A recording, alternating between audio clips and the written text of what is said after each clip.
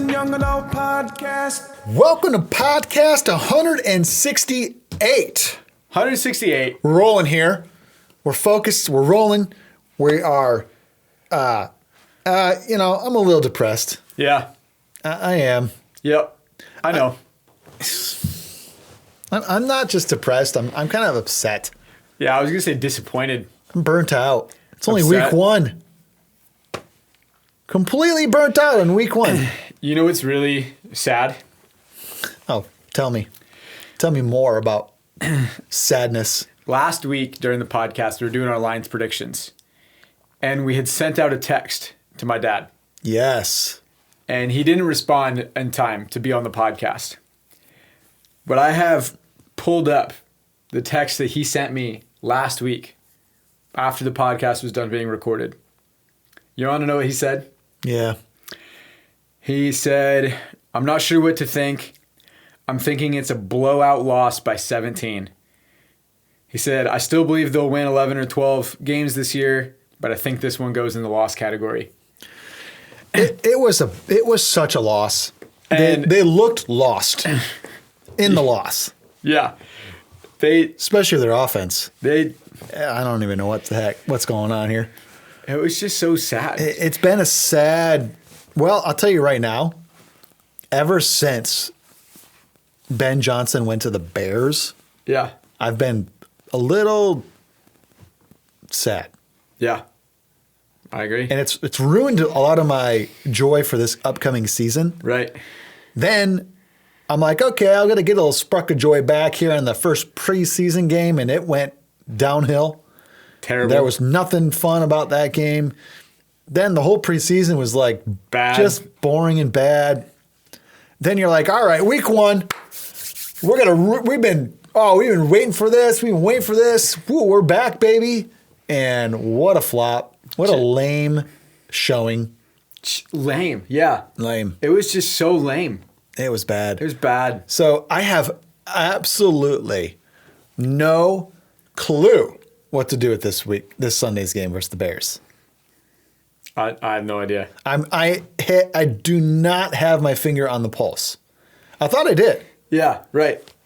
I thought I did too. I thought we were going to do the Packers, what the Packers did to us. It was bad. Yeah. I have no idea what to think about with the Bears. So I don't know what's going on with the Bears. I'm really, really at a loss. You should text your dad about his pick. All right. And we'll see if he gets it in. But I'm going to make my prediction. And I was surprised. I looked at the spread versus the Bears. We're 5.5 point favorites. What? Yeah, that's a big number. Vegas is telling us that they don't think much of the Bears at all. And they didn't look very good when they played on Monday Night Football. I watched the first quarter. Okay. I didn't watch any of Monday Night's I watched game. the first quarter and that's it. And then I'm done. I'm not watching anymore. Rather be with my wife and, stuff like that. We just watched our show. We wanted to. We ate ice cream. Yeah. Anyway, Monday night. Anyway, I didn't watch much. But what I saw, the Bears looked completely out of rhythm. Yeah. They were moving. They could move the ball, but it was frantic and it was wild and it was chaotic. They didn't look in control at all. Yeah. I don't know what to think. I mean, the Lions didn't look good either. It's not like I'm like, oh, here we go, Yeah. I don't know what to do. I don't know what to pick. I'm just gonna go with Vegas. Yeah. I'm gonna pick a Lions victory. Do I think they win by 5.5 or more? No way. Yeah. But I do. The number says they're gonna win, so I guess I'm going with a win. Yeah. I feel like I was going to do the same thing in the same boat, different reason. I'd have looked at zero predictions. I've been so sad that I haven't even listened to sports podcast or anything. Nothing. So I have no idea what other people are saying. I'm going to go with a W. And here is my reason for going with the W. Is that Detroit hasn't lost back-to-back games under Dan Campbell since their that second half of the season 3 years ago. Yeah. And I think Dan Campbell wants this one so bad against Ben Johnson. Man. We'll see. That's not a good reason because they looked terrible on Sunday. No, I know. There's two things I'm gonna hang my hat on.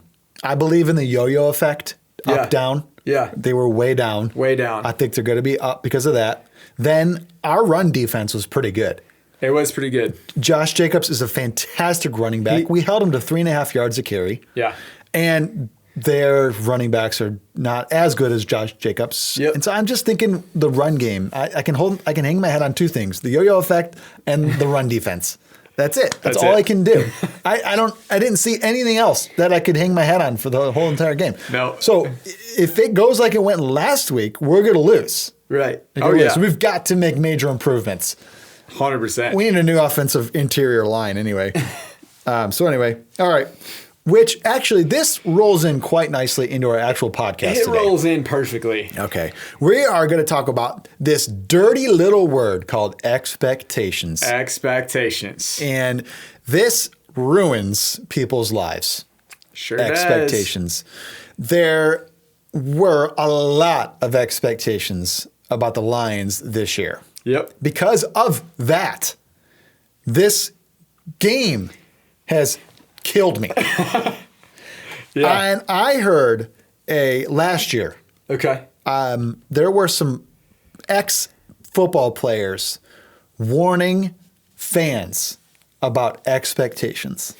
Okay. They said what happens is expectations will get so high that even after a victory, you're upset because you expected even a better performance. Right. Okay. I've hit that. I'm there. Oh, yeah. Oh, I'm there. Yeah. I've been there for sure. I'm there right now, and it's ruining my joy. Yeah. And this dirty little word called expectation has not just ruined my joy for watching the Detroit Lions because my expectations are so high that they can't even meet them. Yeah. Okay. But this little word has actually ruined other parts of my life that are way more important than the Detroit Lions. Right. I was at a conference, leadership conference years ago. Okay. And there was a pastor speaking. I had never heard of this man before. I had no indication or expectations, might I say, about this man. All right. But he was scheduled to speak, and I was there, and here we go. Immediately, I liked him. Awesome. Right from that get-go. Love it. There was just something about him. Yeah. He was low-key. Yeah. As a matter of fact, obviously he takes the stage after this worship. And this is his first time at the conference. Now, I had been to this conference numerous times, so I knew what to kind of expect. So this conference does something unique. It actually takes worship members from about 10 different churches or something like that. Yeah. And that's the worship team for the weekend. Mm-hmm. And those churches are attending, so it's fun to see, hey, there's our guitar player. And this church is hey, there's our backup singer. And this church is hey, that's our drummer. But they kind of pull the best of the best from each church. Yeah, so they pull the high talent. Yeah, they pull the real high talent. And it's unbelievable. The worship is unbelievable. Yeah. And so this guy, his name, did I say his name yet? No, you didn't say his name. It's Pastor Greg Surratt. And he's from California. And I don't know who he is. But anyway, he gets up there. The first thing he says is, wow. This worship team is so good. My worship team sucks. And immediately I'm like, oh, I like this guy. Yeah. I like this guy a lot. Yeah. And he's like, well, I don't know what just happened. Yeah. And he's like, but I can't go back to my worship now. And this is getting even funnier. Yeah. And he starts teaching. And he has this section of teaching about expectations. Okay. And he shared this story. And he says he's got a very large church. Yeah. And he kind of makes fun of his church a lot. He calls his church the slowest growing mega church in all of history. Okay. And he shares his story a bit about how their church started and kind of where it went and all this stuff. But he says they got to a point where they're large now. And they had all these expectations for Easter. Okay. I think they wanted like 30,000 people. Wow. Okay. I know, kid. Yeah. That's huge. It's huge. It's insane. Right? So they set their expectations. They set their prayers. The staff is ready to go. I think they had something like 25,000 people show up. Dang. Monday morning, he's depressed. That's crazy. And he had a huge revelation, which was the only reason he's depressed is because he created a number. Yeah. From his own heart. He Yeah. had created a number called 30,000. Yeah. And because they didn't reach that, he deemed the weekend of Easter a complete failure. Man, that's crazy. Isn't that interesting? It seems like, let me rephrase, it sounds crazy to say about that situation, but then if you turned it around and flipped it on me, man, how many times have I done that? Like, ooh, we just threw a big event. I was hoping to get 100 teenagers. We had 93. Right? Like, And you're kind of like I hate to say this out loud, but like you're a little angry. yeah. You're like sad. Yeah, definitely. I'll You're get even like really sad. real down. Your mood is bad. Yeah. And you hate to say it out loud. You don't want to tell your spouse like that you're actually upset. Right. But all your feelings are not good. Yeah. You're laying your head down at night. You're having a hard time sleeping. And everybody else is happy. Yeah. And there's one reason you're unhappy. It's because you set an expectation of 100. Yeah. Now, who told you to do that? Nobody. Nobody. Okay, that's interesting. Yeah. There wasn't pressure from leadership. No. No, there wasn't. So you made up a number Yep. and you didn't reach it. Didn't reach it. And now you're the whole thing's ruined. Big bummer. Big bummer. Oh, yeah. So this pastor, Greg Surratt, his whole lesson was, pastors, you need to lower your expectations. I'd never heard this before. Wow. Yeah. Anytime you ever hear anybody leadership talk, any kind of pastor talk about the vision for the future. Yeah. Oh, yeah. It's like, write a vision so large that only God can accomplish it. Oh, yeah. This I guy's had to have saying- heard that like 1,000 times, right? Yeah. You know what I found? You don't hear that much anymore. Yeah. Anyway, but this guy is saying the exact opposite. And the whole room's laughing. But I'm noticing something as this pastor is teaching us. I'm actually noticing the room is laughing, getting light. The atmosphere is improving. Yeah. And you are realizing you are given this moment to release yourself of this bondage called expectation. He's giving you a chance. And he actually said something even greater. He goes, you know what I've got my expectations are for this year's Easter? I'm saying my expectations lower attendance than I had last year. Wow. Okay. He goes, you know why? Because we're gonna go over it, and I'll have tricked my brain into big success. Yeah. Oh, come on. And he goes, where did this all start? Where does this all come from? We have got to create systems where we actually have sparks of joy. Yeah. He talked about this.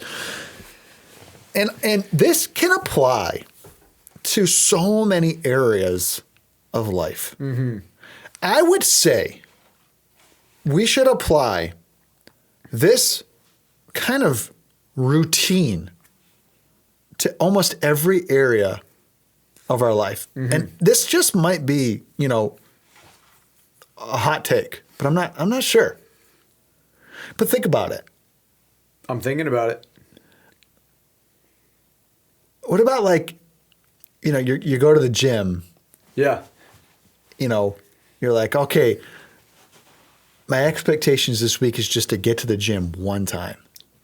Man, I already did it. So if you went twice, Be feeling great. you're feeling pretty good about yourself. Yeah. Okay. I mean, is this a good idea? Is this something we should be like doing? Well, you know what I think is interesting is that I think that you kind of have to. At least this is Should what I we would balance say. this out somehow? I think you have to marry the two. Like, have this drive to continually get better without the pressure of a self-made expectation. And like if I'm going to the gym, let's run with that. So if I'm going to the gym and my expectation is, hey, I just want to get to the gym one time this week. As long as I'm not just going to the gym one time every week.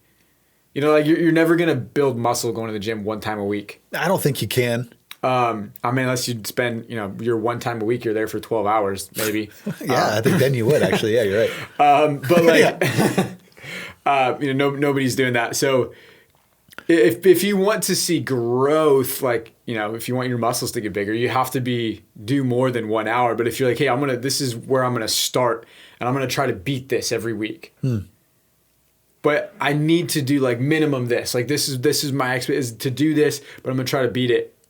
I think that you would start, you'd start going twice a week, 3 times a week, 4 times a week. You'd work out longer. Like, I think you would. Mm-hmm. I think if you've got all these expectations for your life and it's causing you to be angry and depressed, you've got to adjust. Yeah. I actually just was reading a story of a guy who's kind of reflecting back on his time in high school. And I thought this was really interesting. He talked about how growing up in the kind of the community he grew up in, the home he grew up in, there was this expectation placed on everyone to try to go to the best college possible. And so he kind of created this scenario where he's like, I need to do really well in high school so I can go to a really good college. He's like, I was going for like an Ivy League college so that I can get the degree, so that I can get the best job, so that I can be happy. Like that was kind of his like stair step in his life. And I think that's a lot of people's logical stair step. Yeah. And so he said, but he would kill himself in high school to get the right grade, to work the hardest, to get his grade point average up. He told this crazy story where he said he was a sophomore and he failed a chemistry test. And he said he got the test back from the teacher. She like handed him the paper. And he literally is like, I threw like a 2-year-old temper tantrum. He's like, I was just angry, cursing. Wow. I shredded the paper up, stormed out, and it was all internal. It was all in himself. He's like, how could I be such an idiot? I'm so stupid. Just like terrible. Yeah. And he said he went his whole high school career with his goal was get into an Ivy League school. And that was the expectation that he had of himself.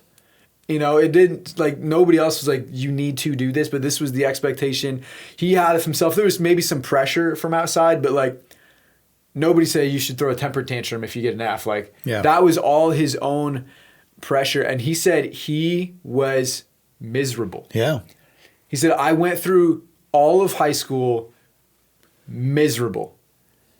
And I just think that could be so true of us that, man, if I have this expectation, or if even like with our job, okay, in 2 years, I'm going to hit this point. I'm going to get this promotion. I'm going to go to this job, right? Like, you don't know if you'll ever get any of it. Yeah. Jesus even shares a story of a farmer who's got all these crops and he realized his barn wasn't big enough. Yeah.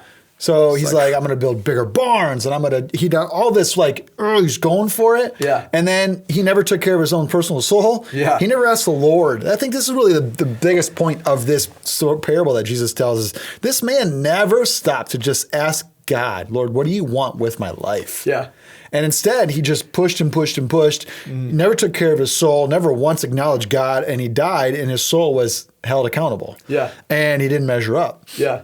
Now, I say this.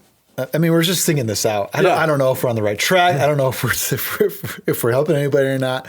But like, there's such a difference between this like personal plan I can create. Yeah. And then versus, this is really what I feel like the Lord wants me to do. Yeah, absolutely. Because I can create a personal plan. I don't know what we call that. Yeah. I mean, like Personal plan. I don't know. I don't have a better term for it. like, yeah, like eat healthy, go to the gym, provide for my family, be a good dad. Yeah. Take care of my house, my yard. This is all just like personal stuff. Like, Yeah. and then though, there is this, I feel like I have this calling from the Lord on my life. Come on. And I feel like when I set my expectations really high outside of the Lord's will, it tends to kind of be a source of frustration. Yeah. But then when I like set my expectations based upon the call of God and the voice of the Lord, I tend to have a ton of peace and joy in the journey. Yeah. I don't know how to like quite explain it, but for me personally, there are seasons of my life where I feel like the Lord has called me to like, this is what I want you to do. Set your heart on it. Yeah. And it's just like this almost impossible task. Yeah, right. But I set my heart on it, and as I lean into it and set my heart on it, and I focus on the Lord and I follow the Lord, the path just kind of becomes how it is. It's the Lord leading me. But when I just try to do things in my own strength and I try to set my expectations really hard based upon setting things in my own strength, I tend to get real down and out. Yeah. Real down and out. Yeah. And I think that I was just thinking about that passage. I think it's Psalm 119. I know it's Psalm 119. I'm trying to remember the exact verse, but that's a hard one because that's a huge book. Yeah. I mean, there's like 176 of them. But it's where God is talking about, hey, like my word is a lamp unto your feet and a light unto your path. And if that's the way that we are following, if that's if I'm moving in the direction of, man, I feel like God has called me to do this thing and it seems really difficult, but this is where I'm going to go. It's so much easier to have like that big faith that we were talking about earlier. It is. And it's also like, even if you have what seems externally like a failure, it seems like it's so much easier to be like, okay, but there's still something like that. We still got to keep going. Like this isn't a reason to stop, you know? And I was thinking about there's another passage in the Bible where it talks about how man can make all the plans. Yes. But the Lord determines the path. Right? Like we got all these ideas, these plans, this is where I should go. But there's a path that God has. And following that is, I was going to say the easiest, but it's not the easiest. It's the best course of action every time. Well, God's on the path. Yeah. So would you rather walk a hard path with God, or would you rather walk a different path without God? I'm going to take with God every time. I think so too. Yeah. Because He brings the good stuff with Him. Yeah. Like the good stuff that we long for, the peace, the patience, the joy. Yeah. Yeah. It brings the good stuff. Yeah, for sure. I was listening to a pastor talk on a podcast recently, and he said he was talking to somebody, and they said, "Man, I just don't know how you can go through something like you're going through." And the pastor had just lost his father. He was a big patriarch in their family and pretty well known guy. And he said, "I don't know how you could go through something like you do and still trust God." And the pastor kind of stopped, and he said, "Man, I don't know how people do this without God." Yeah. Yeah. And he's like, the peace that I have, the joy even that I have, that doesn't make any sense. It's like, I don't know how you would do this without God. Yeah. Have you ever gotten to a point in your life where you're like, oh, I'm really content with where I'm at. I'm really happy with where I'm at. And then you listen to somebody maybe like give a self-help talk or Oh yeah. talk on social media about their success. Yeah. And you immediately begin to think to yourself, oh, I'm no longer content. I want that now. Yeah. You're like, dude, my life sucks. Yeah. That's the trap of this stuff, of all this stuff. There's such a trap of this stuff. And I think what we're really trying to say in a long form version is be very careful about setting some expectations for your life. Mm-hmm. There has been so many instances where you're like, here's just a practical example. Where like, okay, you look at your bank account and you look at your home and you got your wife and you got your kids and you got your cars and you got fun stuff and you got your boat, you got all your stuff. And you're like, hey, I'm at a good place. I'm doing really good. And then all of a sudden somebody your age on social media talks about how much money they have in the bank and what kind of cars they have and where they live and what their house is like. And now all of a sudden you're discontent because your expectations have been almost accidentally reset because you just so happen to accidentally listen to this tool talk. Yeah.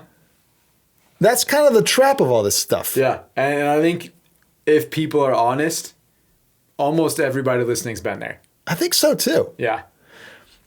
And that's why it's this dirty little word called like expectation. Expectations. Yeah. And it hurts us, I believe, a lot. Mm-hmm.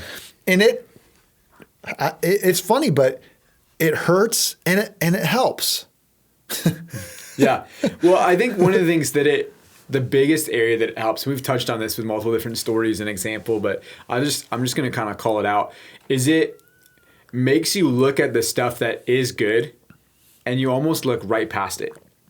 Like you can't see how good this is. Like 95 teenagers. Right. We had 95 teenagers. 55 kids rode the bus to church on Wednesday night. Right. And you're like, I wanted 60. Yeah. Like, no, there was 55 kids who, if that bus wasn't running, would never have got to church on Wednesday, wouldn't have heard the gospel, wouldn't have been loved on by volunteers, wouldn't have been in an atmosphere where we're worshiping God and the good news of the gospel is being preached. Like, there is so much good that's happening. You're like, hey, I'm in a good spot with my bank account. Or like, I'm dating this great girl, this great guy. Like, whatever that thing is for you, right? Like I have my amazing kids and I love them. They're doing great. Like, I don't know what that is for you, but there's something. Mm-hmm. And if you have an expectation that is unrealistic or even that's just self-made, Yeah. Like manufactured. Yeah. Self-manufactured, just come out of nowhere. You're going to look right past all of the good stuff and just see the failure. You will. I could probably list 5,000 churches that would be extremely excited if they pulled in 55 kids on a bus on a Wednesday night. Yeah. Yeah. That's crazy to think about. And that's not even, I don't even think I'm exaggerating when I say that. I don't know how many churches there are in the United States. Yeah. I've read the number before. It's a very, very large number. Yeah.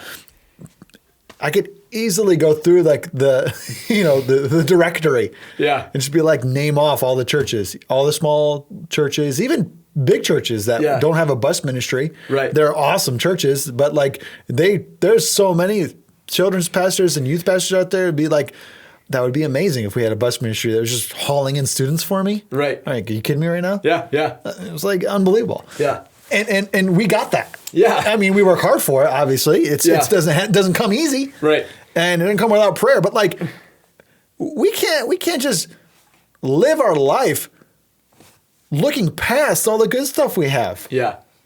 We'll never appreciate it. Yeah. We'll end with this. I went to bed last night. Just so everybody knows, we're recording this on a Tuesday, so I went to bed on a Monday night, and I was having a hard time falling asleep. Okay. And you know what was keeping me awake? What was keeping you awake? Frustration about the Lions. Yeah. I mean, is that stupid or what? Well, I I would say that it's stupid, but I couldn't fall asleep on Sunday night. You couldn't fall asleep Sunday night. Yeah. This is me Monday night. This is the next day. I'm still like, Yeah. and I woke up this morning, and me and my wife were drinking coffee and reading our Bibles, and I said, I got a problem on my hands, and she doesn't know what I'm about to say, but her countenance dropped. She's like, what? She's like, doesn't want me to drop some sort of bomb on her, right? And I'm like, I got a problem on my hands. I am way too invested into football right now. Yeah. She's like, really? I was like, I couldn't even sleep last night because I'm so upset about the Lions. Yeah. And the Bears and I'm like, I am embarrassed to be saying this stuff to you. And she's like smiling a little bit, and she's so gracious and she's kind. She didn't make fun of me or she didn't laugh at me, but she actually helped me. Yeah. And I just want to talk myself. I'm going to do some self-talk right now as we end. Go for it. I was trying to tell myself last night when I couldn't sleep, this stuff is so dumb, it doesn't matter. Yeah. It doesn't change the course of my life. But the truth is it doesn't. Yeah. That I got a job. I got a great family. I got my health. I got all this. There's so many amazing stuff. Yeah. So much amazing stuff in my life. I should be able to lay my head down at night in peace and joy. Yeah. And the Lions are ruining my life. Yeah. I got to fix some stuff. Yeah. And the journey has started, my friend. All right. Because I woke up this morning chatting with my wife. The journey has begun for me. Come on. I've got to fix some things. I can't let this be for me. All right. All right, here we go. Oh, you got anything else you want to say before we finish up? I think that's a great way to go out. Let's go out on that. Sometimes you got to make changes. Yeah. And do it. Go for it. I'm going to go for it. I'm going for it. I'm making some changes. It's been great to be with you today, audience. It's been good. What was this podcast like? Let's see. This podcast, it was like a big pot of chili. At first, you weren't so sure about it. You kind of see all that stuff going in there, and you're like, "Is that really gonna be good?" But then you let it simmer, and you get all the way through, and you're like, "Oh yeah, that's good. That's some good chili. That's some good chili." Yeah, I like that a lot. It's been great to be with you today, audience. It's been a good one. All right, I'll catch you on the next one. Bye. Go Lions. Youth and Young Adult Podcast. Youth and Young Adult Podcast. Youth and Young Adult Podcast.